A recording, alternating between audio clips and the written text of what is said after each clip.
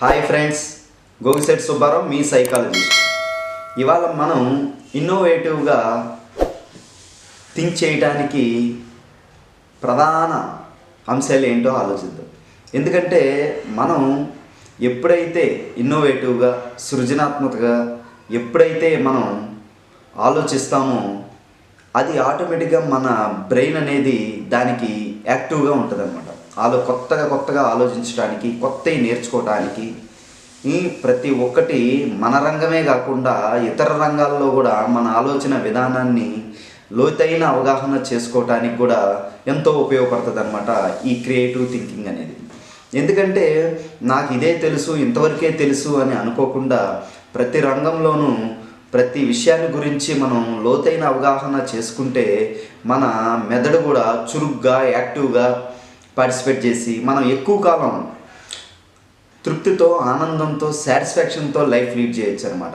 ఎందుకంటే నాకు తెలియదు, నాకు రాదు అనుకోకుండా మనం ఎప్పుడైతే పదే పదే కొత్తగా ఆలోచించడం మొదలు పెడతామో, ఎప్పుడైతే కొత్తగా పనులను చేయడానికి ప్రయత్నిస్తామో ఆటోమేటిక్గా మన మెదడు అనేది చురుగ్గా యాక్టివ్గా పనిచేస్తూ ఉంటుంది.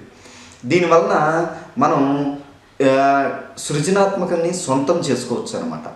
ఎందుకంటే నాకు ఇంతవరకే తెలుసు, ఇదే తెలుసు అని ఇక్కడే ఆగిపోకుండా ప్రతి విషయంలోనూ, ప్రతి ఆలోచన విధానంలోనూ, ప్రతి పనిలోనూ, ఇతర రంగాల్లోనూ ఎప్పుడైతే మన ఆలోచన విధానాన్ని మార్చుకుంటామో, క్రియేటివ్గా ఎప్పుడైతే ఆలోచిస్తామో, ఎప్పుడైతే పదే పదే కొత్తగా ఆలోచిస్తూ ఉంటామో మన బ్రెయిన్ కూడా చాలా యాక్టివ్గా ఉండి మన ఆరోగ్యంగా కూడా ఎక్కువ కాలం ఉండగలుగుతాం అన్నమాట.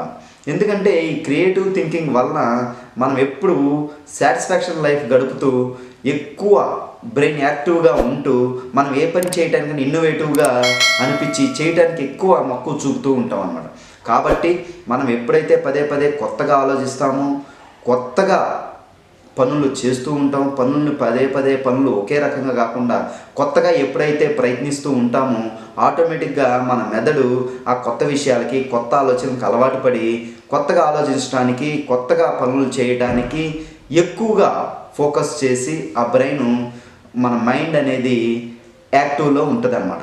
కాబట్టి మీరు ఎక్కువగా పదే పదే కొత్త విషయాలను తెలుసుకునే విధంగా, కొత్తగా ఆలోచించే విధంగా, కొత్తగా చేసే విధంగా పనులను కానీ ఇవి మీరు తెలుసుకుంటే, నేర్చుకుంటే ఆటోమేటిక్గా మీ ఆలోచన విధానం అనేది క్రియేటివ్ థింకింగ్ వైపు మళ్ళీ మీ బ్రెయిన్ యాక్టివ్గా ఉంటుంది అన్నమాట.